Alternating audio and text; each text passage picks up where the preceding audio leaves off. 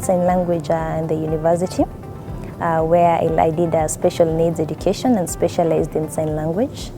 And then from there I taught for a year, whereby I gained the experience to do it, and I later went and had certification at the UN. I went to Maseno University, where I did special education and specialized in sign language.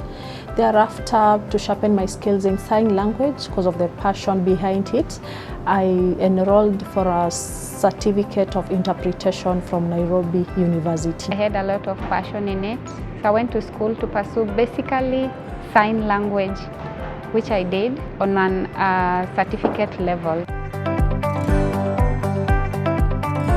You have to be more advanced in knowing today's trend, being more informed in what's happening currently around you, and creating a good communication between you and the deaf or anyone around you.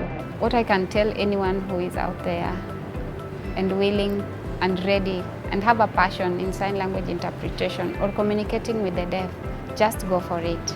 It's so interesting. You get to learn a lot about these people. It's a nice experience. I make sure I arrive there before the event, at least 30 minutes before the event has started, so that I can be able to acclimatize with the environment. And if the deaf person has arrived or the deaf people have arrived, we can at least interact before that.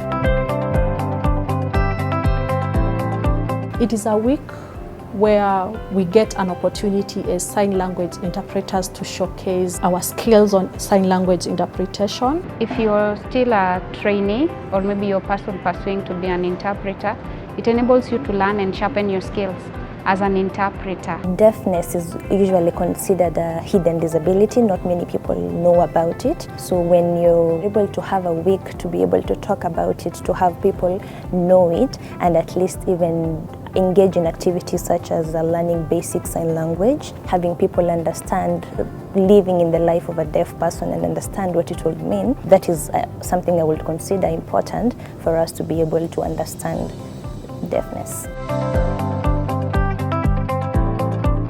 Some of the things employers I think can do will be training the people who are handling or rather dealing with the deaf front hand, first hand, yeah? For example, the manager, the teammates, the receptionist, somebody that they interact with on a daily basis, they can make sure that they are proficient or rather teach at least basic sign language. Ensuring that the environment where they are working, we are really prepared for the deaf people. For instance, here in Safaricom, we do have emergency alarms which are user-friendly to the deaf, such that in case there is an emergency, you find that the emergency alarms will now have the lights flicking for the deaf people to be able to see, since that they can't hear.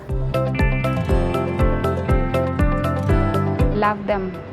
Treat them the same way as you would treat another person. Just make an environment that is friendly for all of them. Support them by attending their gatherings, because it is through attending the deaf gatherings you get to know more about the deaf etiquette, how to interact with deaf people and how to support them. Look at how are you touching someone's life, and through transforming this person's life, you transform the life of the entire community. Other than learning basic sign language, understanding deaf culture. For example, if I am speaking to a deaf person, I do not bang or I do not call them. I need to be a place which has enough light. I need to maybe put on the lights, put off the lights, so as to attract the attention of a deaf person. Such small things in the deaf culture which help staff now to be able to make the deaf feel part of the organization.